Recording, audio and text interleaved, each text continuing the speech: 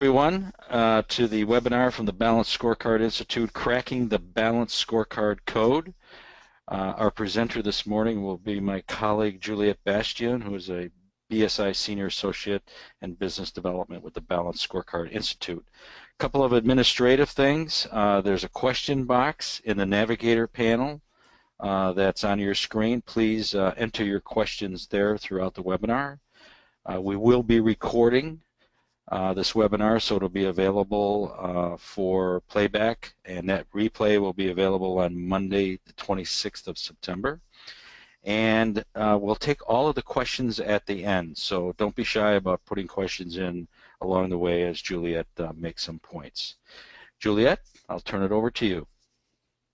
All right. Well, hello, everyone. Thank you for attending the BSI webinar. We're really glad to see that you're here. And today we are going to talk about demystifying this thing that you've heard of called the Balanced Scorecard. So this webinar is designed for those of you that might be relatively new to the concept, or it might be for some of you that are considering implementing your Balanced Scorecard there at your organization. So as we move through the presentation today, we're going to start off with answering the question about what is the Balanced Scorecard, and then move into discussing some of the reasons that it is become one of the most popular management tools in the world. So a little bit about me. I am Juliette Bastian. I am a Balanced Scorecard Senior Associate as well as a Business Development Manager here at the Institute. And I have been teaching and consulting in strategic planning, Balanced Scorecard, performance measurement for many years. And I do work out of Southern California here in the United States. And so do want to appreciate those of you who took time out to join us this morning for the webinar. This webinar is one of the things that we do to regularly promote our Balanced Scorecard professional certification program that we offer in conjunction with the George Washington University.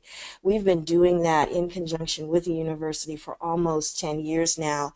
So as a result of it, you will receive a joint certification from not only our organization, but that college as well. And we want to really thank you for taking some time out. So we are offering those that are on this webinar to a savings of $500, a discount when you enroll for the boot camp. And when you do the registration, you want to put on their BSC code without the quotations. And we want to honor that. Make sure you do that before October 2016. At the end of the presentation, I'll go over some dates and some locations and remind you of this again. But just keep that in mind, that we do want to thank you for being here with that discount. So many of you are probably here because you heard the phrase Balanced Scorecard and never knew what it was, or kind of thought that you knew what it was or how it worked. And some of you are managers or executives and heard of the phrase with respect to it being a management tool that was used. Well, Bain and Company, they track the usage of management tools over the years, and this, what you're looking at, is a result of that, which really we want to highlight that the Balanced Scorecard has been on the top 10 for the last decade. So when you really think about the Balanced Scorecard being a very holistic system, and it connects a number of elements, things such as strategic planning, mission and vision statements, change management, customer segmentation, and benchmarking, you realize how quite comprehensive that is and why it would be very popular. Now, this next slide, also in the same study, shows that almost 40% of the organizations that were surveyed used the Balanced Scorecard or strategic planning. In addition to that, which should be noted, was the fact that not only did they use it, but they found value in using it. So they were highly satisfied with that. Now, one thing that I'd like to pose to you is, what is it that Caesar and the Balanced Scorecard have in common? Well, I won't make you wait in suspense very long. What they do have in common is communicating strategy. Let's look at why. You see, Julius Caesar, nearly 2,000 years ago, had a vision, and his vision was to increase the size of the Roman Empire. And in doing so, he had a strategy that said, I need to invade as many countries as I can so that I can increase the size. But his challenge was, how do I communicate my strategy to the people that are on my side without the enemies knowing about that? So the way he communicated his strategy, unfortunately, was using code. Well, I'd like to think that over the years, as organizations developed and they grew, the organizers or the leaders of the organization went away on retreats and they developed their strategy as well to get to their vision or their goal. And in many cases over the years, it was really top secret or only known by a few at the top. Well, we've done away with that and evolved as a society. And the Balanced Scorecard is one of the leading tools of the day that can communicate the strategy of an organization with clarity as opposed to coding. So let's really talk about what is this Balanced Scorecard. Well, originally it was developed by Doctors Kaplan and Norton of Harvard University. And what they said is it was a framework for measuring the organization's performance using a balanced set of measures. And not only using a balanced set of measures, what that meant is it had to be more than measures that were about financial considerations. It had to include also non-financial considerations in that. Well, over the years, that system evolved, and what happened is it has become known as an integrated strategic planning and performance management system that communicates with clarity what the organization is trying to accomplish. It also aligns the day-to-day work that everyone is doing to the vision and the strategy. In addition to that, it prioritizes what the organization focuses on in terms of products, projects, and services. And finally, it helps us to measure and monitor the progress toward the strategic targets. Now, as a strategic management system, the Balanced Scorecard connects the dots between your high-level strategy and all of the components in the system.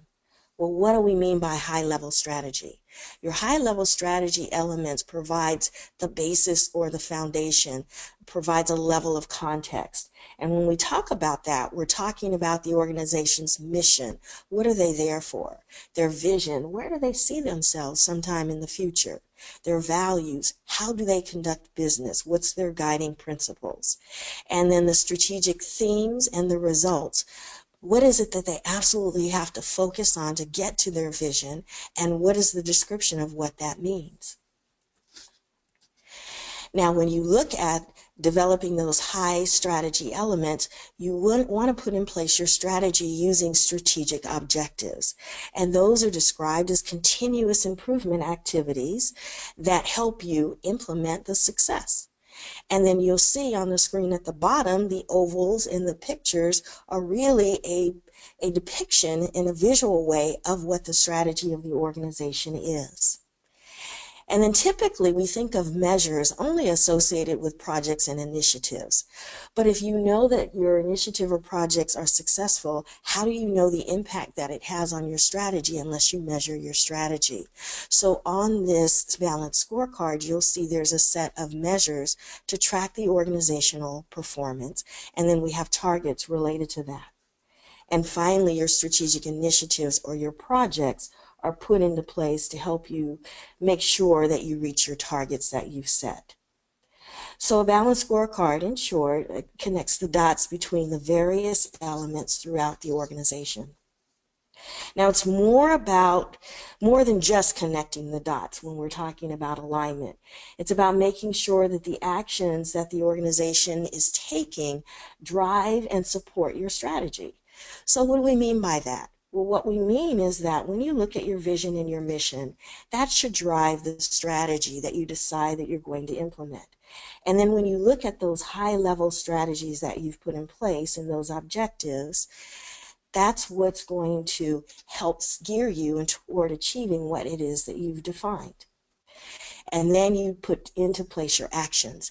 And so collectively, that's a nice system that works very cohesively together and very smoothly. Now, that all seems like it makes great sense. But there are some organizations that unfortunately forget about the strategic objective piece.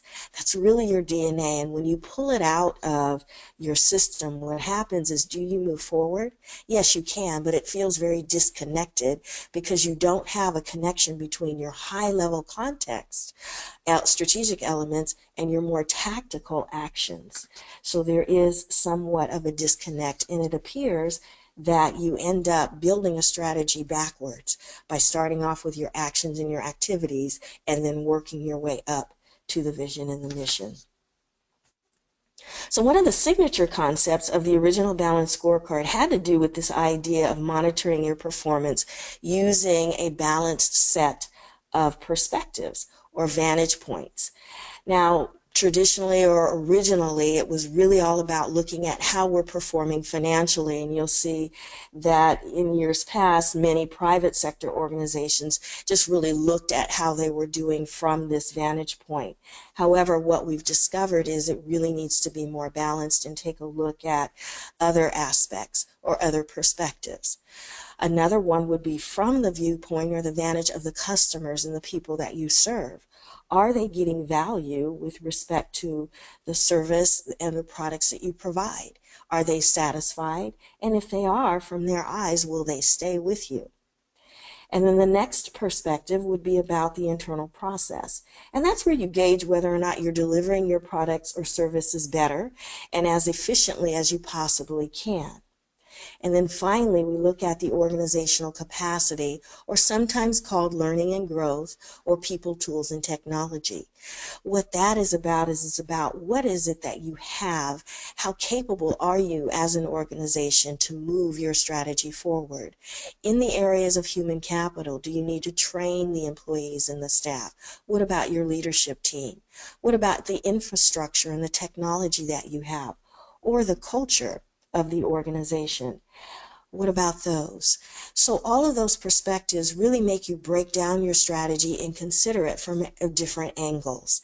Now, the naming of these perspectives may change slightly depending on the organization and the preference of the way that they communicate. However, the concepts will stay the same. The other thing that may differ is the order in which you show the perspectives.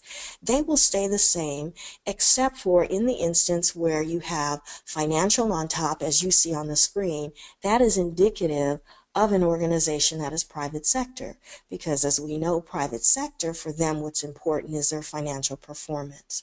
It will be flipped and you will see that the customer and stakeholder will be on top. And that is because that is for an organization that is typically mission-driven or a government organization. They receive funding to provide services and a service to the customers and or the stakeholders. So that is where you'll see the distinction between the two. Now this next slide is a visual graphic of the strategy. And this one happens to be for a government organization, happens to be a city. It is a summary of the strategy. And so let's talk about how each of the components in here really helps communicate very clearly what's going on with this organization.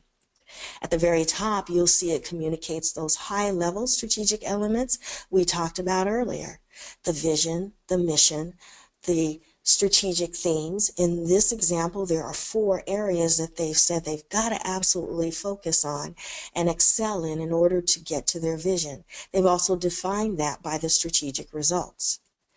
To further support the communication, you have a visual depiction of the strategy, and that's what we call a strategy map, where you show the value creation that happens with the organization. And again, those measures of the strategy are shown in the center, the measures and the targets.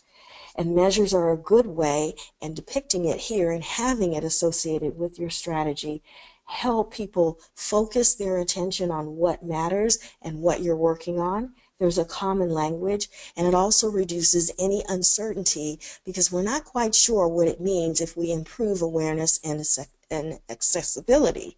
But if we've got measures, we've clearly defined that. And then on the far right are a listing of our strategic initiatives, and they're prioritized based upon the impact that they have on the strategy. So in one full glance, you can tell from this depiction what the story is of the strategy and the value creation that this organization will provide. Now, it is a summary, and so it may seem like it doesn't contain much, but fear not, behind this is a very robust detail accounting of what supports each of these elements. Let's look at another example. This one here is from a private sector organization. It's an energy company. And you can see with this, without looking at a whole lot of details, how you can tell a story and connect the dots. Let's start with this energy company wants to improve its thought leadership position. And they believe that in doing so, it's going to improve their products. And in doing that, it will increase their awareness as a leader in the industry, and ultimately it will increase the revenue. Now, this is also a part of one of their strategic themes or their focus areas entitled Energy Leadership. And you'll see the description there matches that. It also ties into their mission statement.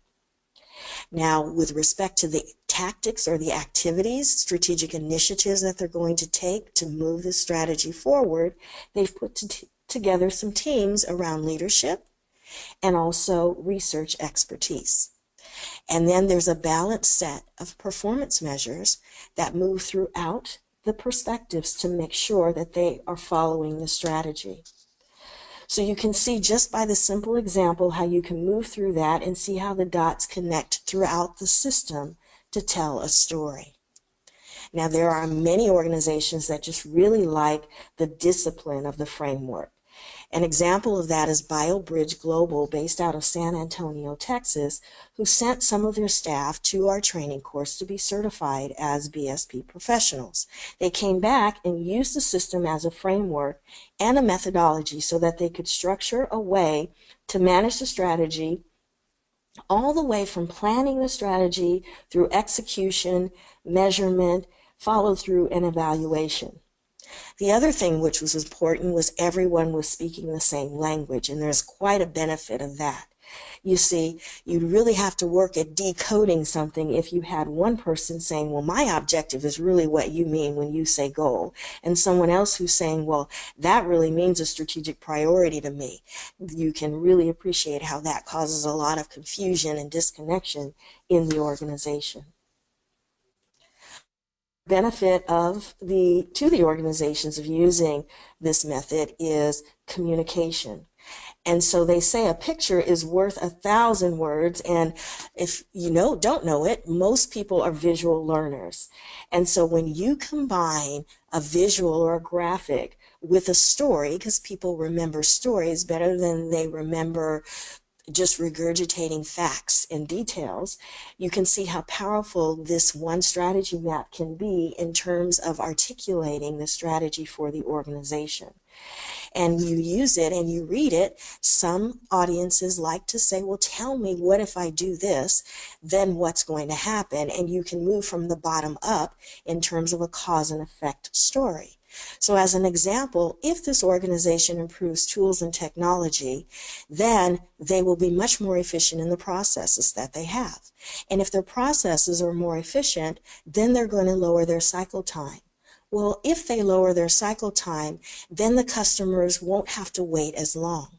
Well, if the customers don't have to wait as long, we know we'll retain more of them because they're satisfied. And if we retain more customers, ultimately we will increase our revenue. And if we increase our revenue, that will help increase our profitability. Now, you might have some people that would prefer to understand how it's all going to happen. How are you going to increase your profitability? Well, I'm going to do that by lowering my cost. And how are you going to lower your cost? Well, I'm going to lower the cost because we're going to be more efficient in the processes that we use and we have in place. And how are you going to be more efficient there? Well, we're going to train more of our staff so that they're more knowledgeable and it improves their skill sets.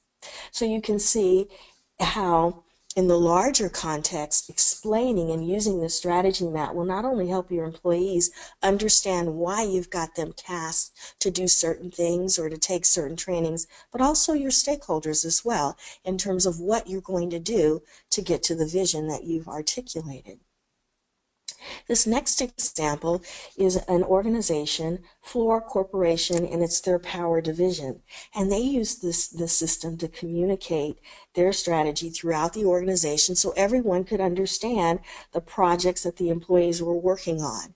They even went so far as to have town hall meetings where they shared the strategy and they showed how the organization was performing against the targets. Another key benefit of the Balanced Scorecard framework is the fact that the organization can be aligned. And what we mean by that is alignment occurs when you cascade the strategy and you translate it down throughout the organization, particularly in terms that they can understand. So we have here a tier 1, which is the organizational wide one, cascaded to the tier 2, which would be either business units, support units, or departments. And then that is cascaded down to the level we call tier 3, which are comprised of teams and individuals. So very powerful when you have everyone on the same page because they understand the big picture. As opposed to when this is not done, organizations or departments sometimes tend to work in silos, and this would be a result of organizations that sometimes would work in silos.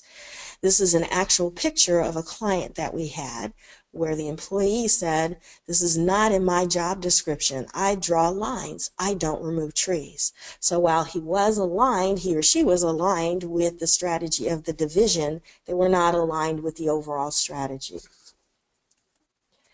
So when we talk about cascading and we talk about organizations that have done it well, we can look at the National Marrow Donor Program, or also known as Be the Match. They were very successful in cascading their strategy throughout the organization. And then what they also did well was they learned to prioritize their initiatives based upon the expected strategic impact. And when they did that, they also automated their scorecard. And what that helped them do, it would help them use the software so that they could track, trend, and then share the strategy with the employees and show them how they were performing. So there are tons and tons of examples out there that we could show you, but we just wanted to show you a couple of more so that we can really emphasize that this framework applies all across industries, many different organizations, and if used, it can provide different success stories and successes from it. The first one is the Federal Ministry of Health in Ethiopia. And with the help of Bill and Melinda Gates, their foundation, they use the Balanced Scorecard to improve their performance in several key metrics, such as the inpatient mortality and how long people were waiting at the hospital. And then the U.S. Army Medical Department Center and School use the Balanced Scorecard to improve the alignment and focus. And their improvements in the training attrition happen to save the Army and ultimately the taxpayers $26 million. And then finally, Veolia Water. They use the Balanced Scorecard to align their North American units to improve their performance as well. So we don't have a whole lot of time to go into the details, but we'd be happy to share with you more and more examples if you'd like. Just feel free to reach out and connect with us, and we'd be happy to do that. Now, after you've got your Balanced Scorecard in place and the framework working, then what happens? How do you sustain it? What we found over the years is there are some critical success factors that you really need to pay attention to in order to help you sustain the system and the framework that you put in place. First and foremost, and most importantly, is the leadership. If the leaders are not engaged, the employees tend to figure it out fairly quickly, and they tend to follow suit and be complacent about the whole system and the Balanced Scorecard, and you can appreciate what would happen as a result of that. It doesn't move forward or it gets forgotten. And then the next piece is you have to make a concerted effort to manage the change that occurs. You want to make sure that you engage people in the key steps of the process. You want to communicate very well what's going on and really follow the best practices when it comes to change management. The other thing that has to happen is there is a paradigm shift and a cultural change where it has to be made known that your decisions are not going to be made as they have been in the past. They can't be made on gut or intuition. What you're going to do now, and you have the tools to do so, are make decisions based upon fact. And then the next piece is having a strong project management discipline, not only in implementing the scorecard, but also in implementing the initiatives. You treat them as projects and move forward accordingly, holding folks accountable for the execution of the particular scorecard and or the initiatives. And then again, this is a long-term commitment. It is not something that you do today and it's done and it's great and it's just going to happen. You are committed to this. Use it and use it to your advantage. This is a journey, we often say, not a sprint. And then finally, the last critical success factor has to do with motivating the behaviors. What you want to do is incentivize, engage, and motivate your employees. You see, they're very important to this process, and so you cannot make the mistake of developing a balanced scorecard and then assuming that if you dictate that this is going to happen, that you'll see success. So you really want to motivate the employees in doing so. So with that said, you might have in your mind, I'm sure that you do, how do we implement our balanced scorecard, or how do we get certified? For the Balanced Scorecard Institute, what is unique to us is that we have developed the 9 steps to success methodology. And in our training, our Balanced Scorecard Professional Boot Camp, what we do is we walk participants through that 9-step methodology using a very interactive and hands-on experience. And so we find that our students really enjoy that concept in the way that they learn to do that and move through that program. On the screen here, we offer the class several times, 6 to 7 times in DC, and we happen to have one occurring in October in DC as well as December. And then we do take our training out on the road, and we happen to have some training courses coming up in the Los Angeles area beginning October 17th and in Atlanta on November 14th. And again, just to remind you, as a thank you from us for being here, please take advantage of registering before October 2016 for any of the boot camps that are offered in the United States so that you can save $500 and put in the registration form BSC code. And you'll see on the screen, if you go to balancedscorecard.org/BSP, you will be able to quickly register on that page. Fear not, those of you that are not located States, we are an international organization, and we do offer our services, consulting, and training in the various areas using our partner network in places like Australia, the UK, the Middle East, Asia, and Africa. So if you want more information about the schedule for classes there, you can go to our website and find that information as well. If you want to find out about consulting, because maybe you want to complement your training with consulting, or you just want to do consulting, we offer those services as well, anywhere from implementing the system from scratch to really working on specific areas with you.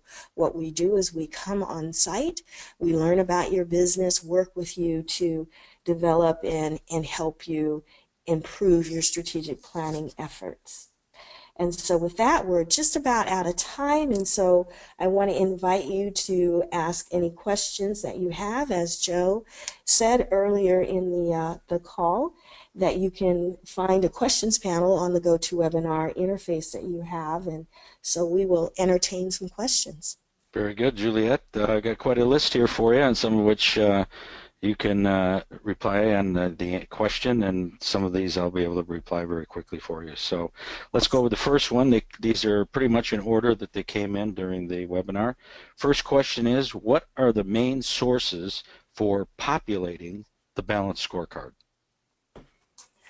When you talk about the main sources and you move through the 9 steps, you're looking at the first couple of steps are really about assessing where you're at. So you're looking at any SWOT analysis you have, any micro or macro environmental information that helps you determine exactly what it is that you're faced with and what would be important for you with respect to developing your strategy. And then from that, that really sets the foundation after you review and revalidate your key pieces, your vision, and your mission, as well in your core values. So that's setting the foundation, and then from that, everything builds upon that. All right, very good. Next one is pretty quick, and I'll tackle the answer to this one. We had a request to send the slides, and when you get an email regards to the availability of the recording, there will be an email address in there called info@balancedscorecard.org. You can request a copy of the slides from this webinar. Next one is, Juliet, for you. How can we best define and communicate the difference between a project and an initiative? It is my understanding from BSI that projects should never go on the BSC. What you will have is you will have strategic projects. And strategic projects are defined by those that have an impact on your strategic objectives that you have put on your BSC. And so therefore they would show up because they are linked. You will also always have projects that happen within the organization because they have to happen. They're operational. Those will not necessarily show up on your BSC. So when you think about it, your balanced scorecard is about getting better from the point where you're at to where you want to be. It is not by any means an all-encompassing document to show everything that's going on with the organization, just the strategy that you're going to have to move forward to your vision. All right, very good. Next one I can handle, Juliet. Someone asked, in advocating the BSC percent were given of companies surveyed, it would be helpful to know the type and number of companies surveyed. Is that information available? And yes, it is. If you go out and Google Bain and Company Management Tools 2014, the landing page from that search will give you the information that you specifically requested. For instance, attitudes vary by regions on the management tools, of which Balanced Scorecard is one of them, and also things like the usage rates varying by region. So they have the results of their survey set out by region. So there's a lot of information that's associated with the Bain Management and Tools report for 2017. Let's go on to another one for you, Juliet. Can the scorecard be used for small organizations? Absolutely. It is a process, and it does apply to small or large organizations. You're still going through and identifying the same thing for your success, and identifying a strategy from where you are to where you want to be. Okay. Next, how do we consider the external stakeholders, Juliet, vendors and distributors, under the BSC strategy map? Your external, well, your stakeholders are the population, the entire population of everyone who has an interest in your organization. And within that, you have what we call customers, or primary customers, and sometimes secondary customers. Your primary customers are those groups or that sector of people who exchange value for the product or service that you provide to them. So organizations might say, well, our employees are our primary stakeholders, but unless your employee is acting in the capacity where they actually buy something from you, then they are not necessarily your primary customers, but they would fall into the arena of your stakeholders. Okay. Juliet, do you have a best practices approach to change management that you can share? Yes, we do. We have, actually, we have a course and training on change management and the best practices approach, but it's really about looking at what it is that you're changing, and identifying what things are going to be challenges, what things are going to come up as a result of this change, and then addressing them through a great communication plan. And Okay. that's just kind of a summary of really where you would start with it. And then we can always dig down deeper into really fully vetting that out, drafting that, and putting that into a plan and rolling that out. Okay. But that should happen. Your change management and your communication is very important to understand that that should happen at the beginning of the development of your balanced scorecard and not at the end or in the middle. Okay. Next question for you, Juliet. Do you recommend a specific software solution to track performance measures? We have there are many great vendors out there. We have one that we like to recommend only because what they did was they took the time to develop their software around our 9-step methodology, and that is QuickScore. And so we can provide that information to you as well. But they have a software, and it's very easy, intuitive, easy to use, and pretty cost effective with respect to moving through the 9 steps, putting the information in, and at the end of the day, you will be able to put your metrics in and track your performance around the 9 steps and a strategy map that you've developed. All right. Next is one that I can handle for you. When is the effective time to develop a BSC system in startups? My very immediate answer to that, having worked with many startups under the plug-and-play technology incubator here in Silicon Valley, is from the get-go. My experience in working with startups of all sizes is that once they get the idea founded, and especially once seed funding is obtained, they need to have a strategy laid out as to how they're going to go forth and measure their accomplishments. Because the first questions at further funding levels from venture capitalists and angel investors is, what's your traction and what are your revenues? And that all relates back to customers and sales. So the balanced scorecard for startups is extremely important because it acts as a guide as to what you want to accomplish going forward. Next question for you, Juliet. Is any online training or certification programs? I'm sorry, the first part cut out.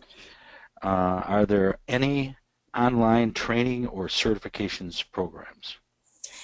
At this point, we do not have any online training or certification programs. So we like to see you in person, let's just say, for right now. We're working on that. Okay. Next question for you. How can one be trained and become a member of your organization to teach or coach potential customers? So you just put on your recruiter hat. Yes. So we love you first. Okay. So we love to have you come to our class, right? We've got a couple that we talked to coming up in LA or Atlanta. And then in the DC area, come to our class, become certified. And as we also want to put the caveat in is that we don't want to train competitors either. So, but there is some partnerships we can talk about with those people that would like to be affiliates and work in that capacity with us. And for those listening, Juliet's teaching the Los Angeles class. I'm teaching the Atlanta class. So you're already talking to your instructors. So that's good. Yes. How about this next question, Juliet? How to consider the key risk indicators when we set up the performance system? How to consider them? Yes. How to consider the key risk indicators when setting up the performance system. Okay. I would look at this as strategic key strategic assessment, risk assessment. Right. So I think if I understand the question correctly, you're talking about the KPIs that you would put in place when you're developing your balanced scorecard. And so you're going to base that upon your strategic objectives, those continuous improvement activities that you've put on your strategy map. And the biggest thing is the best way to come up with measures or metrics of anything is to really understand what you mean by that. We call it an intended result or a strategic result. The clearer you are about what the end result will be, the easier it will be for you to set up any metrics. That's good. And related to metrics, we have another question that says, how do we set the metrics or KPIs and related targets? I'm asking for a framework to do so. So you're asking for a framework to set up the targets? Metrics, KPIs, and targets. So again, if you're looking at an automated software, we're looking at like I said, our first thing was not really the next step up, but at a very rudimentary an Excel worksheet. The next one is the software that I referenced earlier, Quick Score by Spider Strategy. Once you define what that is, and then it goes back to what I just said about you'll identify what those KPIs are by figuring out what your intended results are. And as once you figure out what the intended results are, then from that you move into identifying what metrics are going to work for you based upon how easily it is to gather the information, whether they're a balance of leading and lagging indicators, and there are a few other things that you'll want to consider. But at its nexus, as long, again, we can't emphasize enough how important it is to understand what your intention is in terms of an outcome. All right, and related to an alignment question, how can you ensure alignment between the corporate objectives and the business unit objectives and the scorecards of the functional areas? Very good question. You ensure it because what you do is you align strategy. You don't want to make the mistake of saying, oh, well, the corporate does these initiatives or this project and align that. What you're doing is you're looking at the corporate strategic objective, and at the business unit level, you're asking the basic question, can we contribute to any of these strategic objectives that are on the strategy map? And there should be at least one or two that they might, maybe more, and then they move from there. And then identify, okay, how do we as a business unit contribute to the strategy? And then you cascade it when you're down to the teams and the individuals. Then those would then ask the question, how do I contribute to my departmental or my business unit strategy? And that's how you cascade the strategy. You begin with that, and then once you identify how you contribute, then you can identify what projects or initiatives you're working on and how you're going to measure your success. But you need to do that first through the strategy. Okay. This next question I think is language related. I used to work with the scorecard to access community-based organizations using a matrix with indicators, rows and columns, so participants can give points. Is this the scorecard you are talking about? It's like I didn't hear you talking about the matrix with indicators and so forth.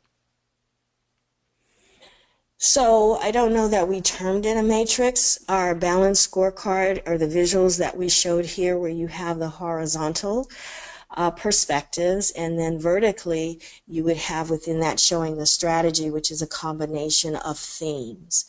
So if you have 3 or 4 themes, those would run vertically with respect to the objectives moving up that. So if you were to look at it, I guess you could call that a matrix, but meaning when we talk about a balanced scorecard and the way that it's depicted visually. Okay. Next one's related to strategic themes. If the strategic themes are aligned with the SWOT analysis, can we assume all other levels and components of the balanced scorecard are aligned with it? Or should the SWOT analysis be taken into consideration at every step? The SWOT analysis is one of those pieces of information that are going to feed into your assessment of where the organization is at in the priorities of what you need to consider and actually contribute to the decision about what your themes or focus areas are going to be. So if you've looked at your SWOT analysis and other components and you said these things are important and you've identified your themes, then it is a safe assumption that moving forward, the work on the strategy for the respective themes will have encompassed the pieces that you need to address based upon your SWOT.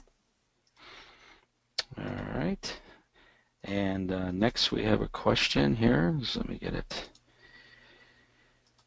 Is there any difference between key result area, KPIs, and performance measures in performance measurement?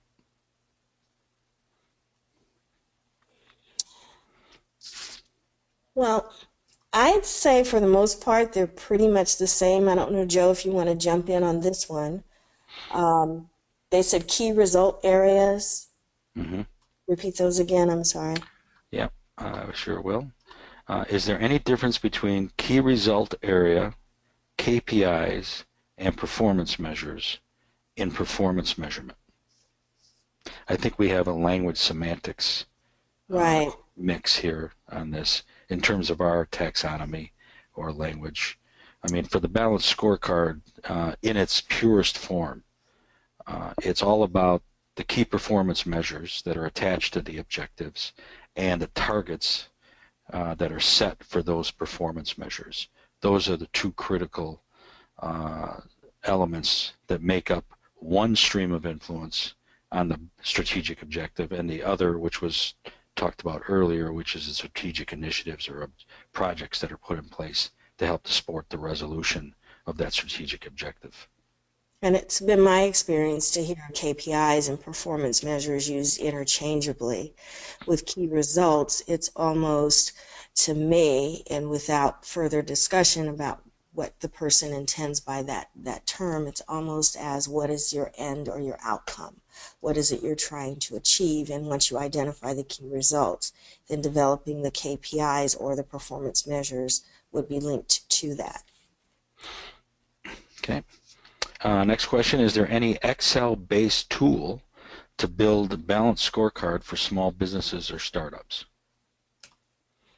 Joe, that's more in your area. I'll let you take that. I just know the Okay. base, you can set up a basic one in Excel, I would Yeah, imagine. I don't and know if that there's a quote unquote tool. yeah, actually, you can Google, and if you Google the search argument balanced scorecard, and more specifically balanced scorecard Excel base, I know that there are several very low entry tools that can be done through balanced scorecard that come to the end result of the same thing that we're talking about with the 9-step process, though our process is very strategy map oriented. But yes, you can, and there are some tools out there in the uh, public domain that you can use to use it based on Excel.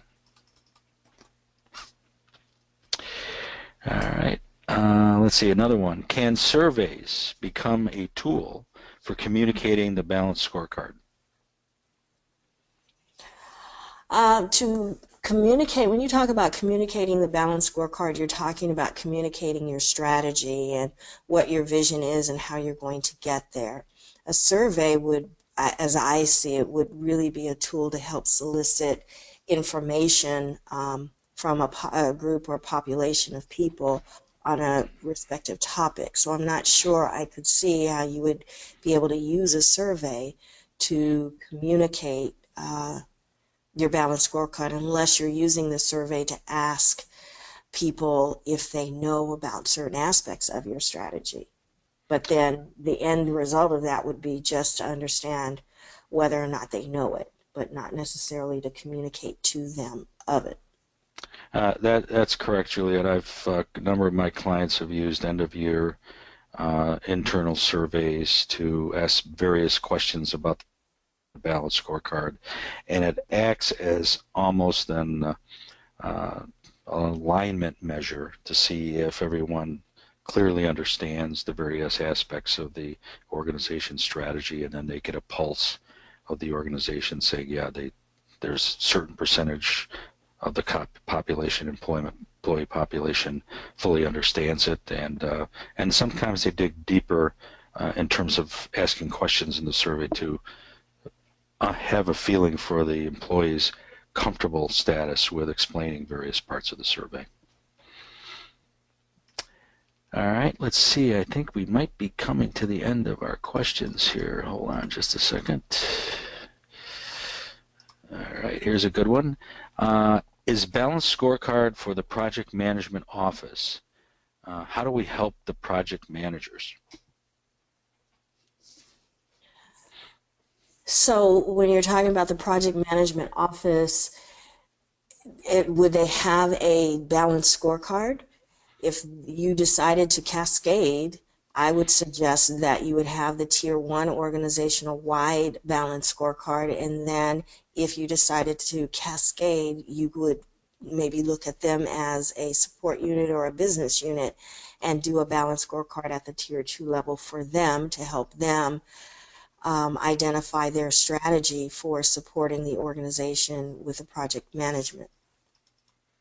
Yeah, and that is correct, Juliet. PMO being any like an additional support unit, or in some organizations a fully standing business unit of its own, depending on size of organization, would have its own scorecard as well, especially since the maturity level of a PMO is probably handling a number of programs, project programs that have any number of projects underneath them, that they can have performance measures established and various initiatives and projects established at that management office level, just like any other support unit or business unit.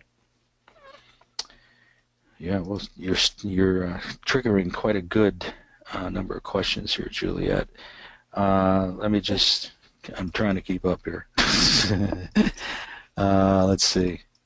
Uh, We are over. are we over time? Yeah, we're about 20 minutes past the half an hour mark. So Oh, do we okay. want to capture a couple more and then we can Yeah, serve?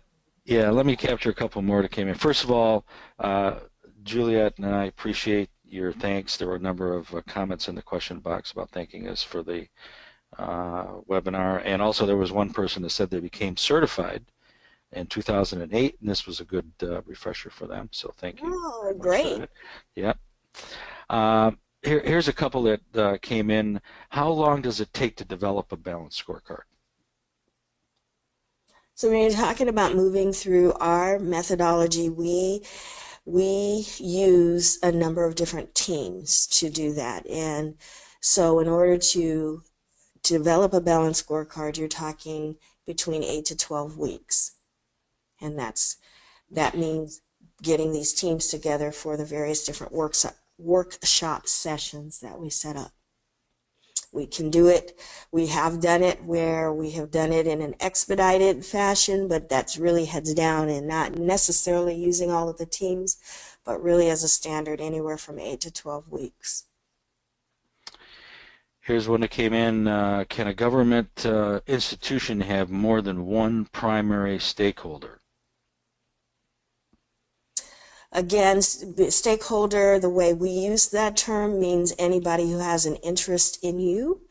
And then when you talk about primary and building your strategy, it's really geared towards your customers. So yes, you can have more than one primary customer, and that would be someone who is a direct recipient of the service or product that you provide.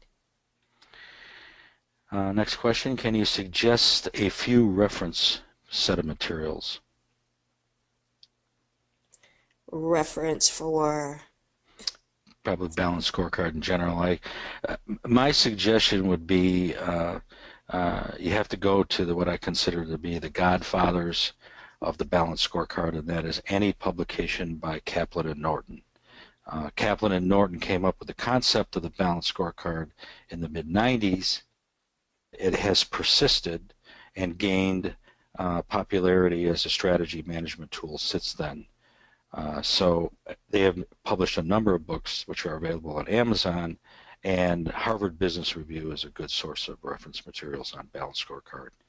And my recommendation would be that you use as a resource the Institute Way, which is our Absolutely. book that lays out our 9-step methodology, and also in there there'll be references as well to some deeper dives into some of the topics. But it's a very, very good resource tool for those looking at developing the framework.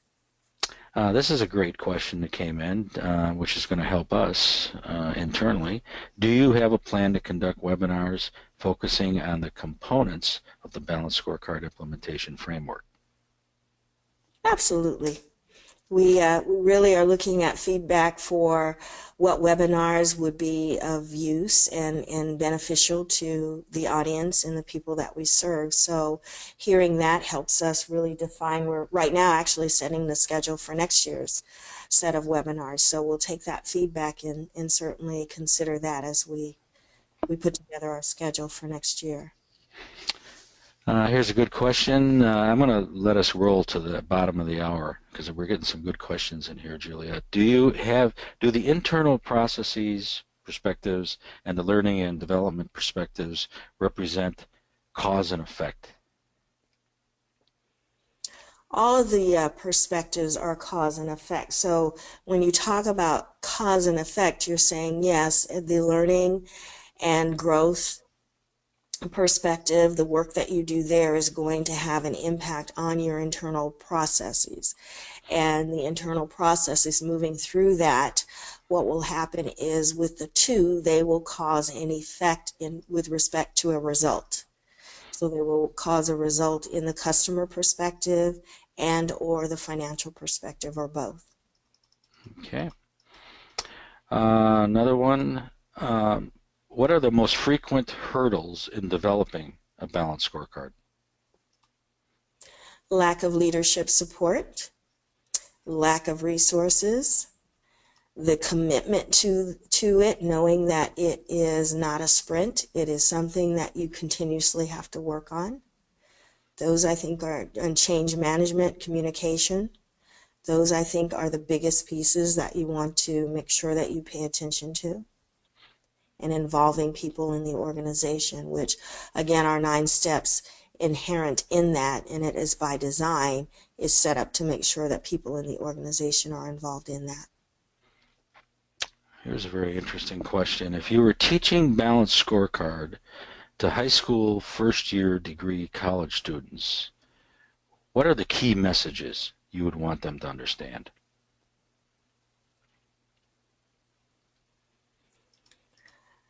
I think the key messages for them would be, I don't know that it would differ that much from any other student of learning the methodology and the balanced scorecard, other than that as managers and potential leaders for organizations they'll be working for, working with, it is one of the better tools to be able to very easily articulate what the organization's strategy is and get everybody rallied around it so that everybody is moving forward on the same page and not working in silos, and you can be much more efficient in doing that.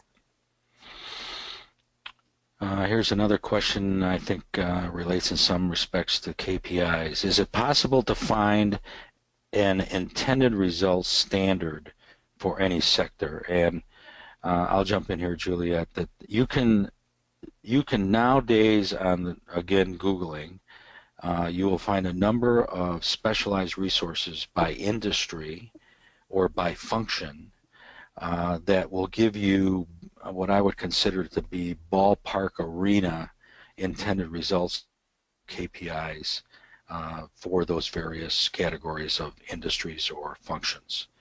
The internet has become pervasive in making suggestions, but the clear message from the Balanced Scorecard Institute is you don't go to a book to find out what your standards are. You let the results of your strategy build from your own internal work and your own internal objectives and your own internal needs as to what those performance measures should be in the end result.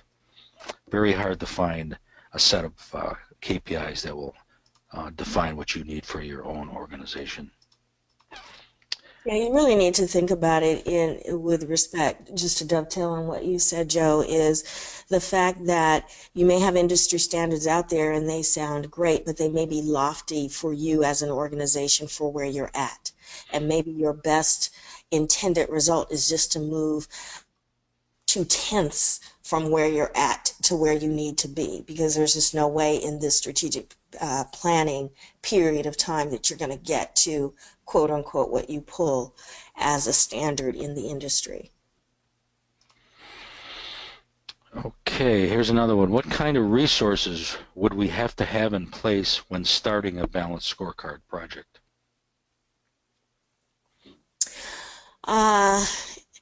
When you're looking at that, you're talking about time commitment of the employees that are going to be involved in the process. You are talking about, again, the resources, and I always say this is a resource, but it's the leadership commitment. You may want to consider as you move through and you finalize it and you get to your strategic initiatives that there might be some funding behind some of those initiatives that you decide to take on that you had not considered or thought about before. So there might be some financial ones. Okay, and I think we're going to make this the last question. Does the overall firm have to develop a balanced scorecard first, or can I develop one for my department? That's a good question. It's a good way to end up. We have some students who will come to the class and some clients who will come to the class and they're part of the division and they see it and they say, this is great, but I don't think that my parent company or the entire organization is going to adopt that and move in that direction. Can I do one at my level? And the answer to that is yes, you can. What we do, though, is in developing your high-level strategy elements, you want to make sure that you still stay in line with what the general strategy is of the entire organization if it is known. What we found is that organizations that do that, sometimes what happens is that they use it well, others start seeing that and they see the success in doing it that way, and then we end up coming back and being able to develop a tier one at the organizational level. And it doesn't, as long as when you create the tier two, you're still aligned with the overall strategy, it doesn't take away from what's been done at the tier two level. So. Excellent. Well, Juliet, thank you very much for your insights today. And audience, thank you very much for hanging in there for the full hour. Juliet, any closing statements? No, Joe, I just want to thank you for being my wing person and fielding all the calls and opening it up. I do want to again thank everybody and remember, go on the website. We have some great information on there. Register for the classes. We'd love to see you there. And thanks again for your time and have a great rest of your Friday and your weekend. Thanks, everyone. Have a great weekend. Bye-bye. Bye-bye.